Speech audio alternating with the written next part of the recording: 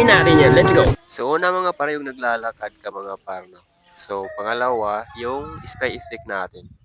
Pagkatapos yan, proceed tayo sa CapCut. Punta tayo sa CapCut. Ayan, tap natin yan. Tapos, tap natin yung project. Tapos, select natin yung project na ginawa natin mga par, no? So, yan, tapat natin sa baba. Dito, konting linis tayo. Hanap din ang intro natin. So, dyan. Okay, dyan. Tap natin yan.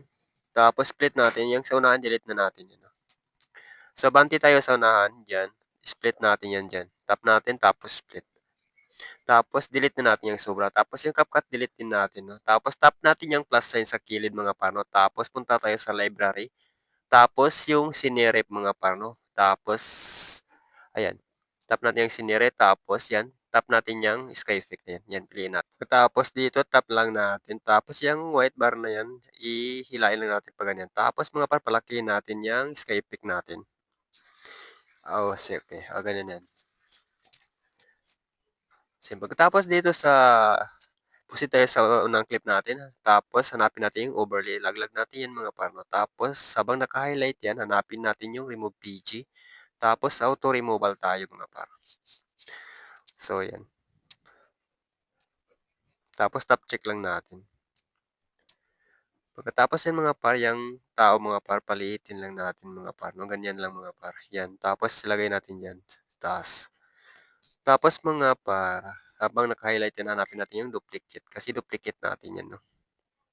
So, yan. So, ngayon mga para yung dinuplicate natin, baba natin. So, dyan lang muna natin lagay. Tapos, dito maglagay tayo ng re-diamond. Tap natin yung diamond, automatic nagkaroon ng keyframe dyan mga par. Tapos, pantay lang natin yung tao dyan mga par. No? Lalagay natin sa gitna. So, dito sa dulo mga par, no?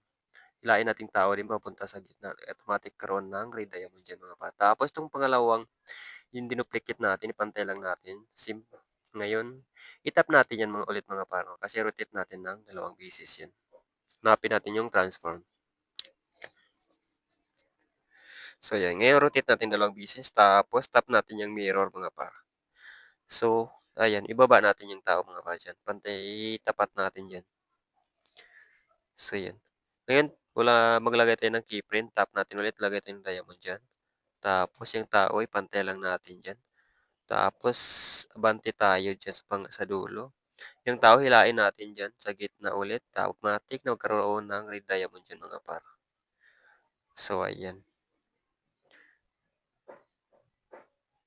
So, ngayon mga par, tap natin ulit kasi lagay tayo adjust tayo ng opacity. Hanapin natin yung opacity mga par.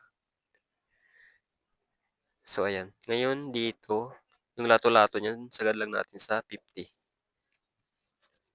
Okay. Pose na, tap check natin.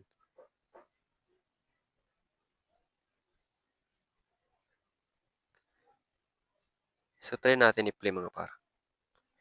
So, ayan. Ngayon, para mas maganda mga par, yung sky pick natin, tap natin yan. Tapos, hanapin natin yung transform mga par kasi rotate natin yan ng dalawang beses mga par. No? So, ayan. Rotate natin ng dalawang beses. Okay. Ngayon, play natin. Okay. Pag gusto tayo dyan habang naka-highlight, split natin. Yung sobra, delete natin mga par. So, back lang natin. Huwag kalimutan mga par yung aspect ratio natin. 9:16. Tapos, yung Ultra HD niya mga par. Tap natin. Tapos, i-high lang natin yung mga hindi naka-pro. Yung naka-pro, i-off natin. Tapos, export na natin. Ayun na mga par. Sana po nasundan nyo mga par. At kung nasundan nyo naman po, pag-share and like na lang din po para makatulong po sa iba pang baguhan sa CapCut. No? So, ito na yun mga par kung i-play natin.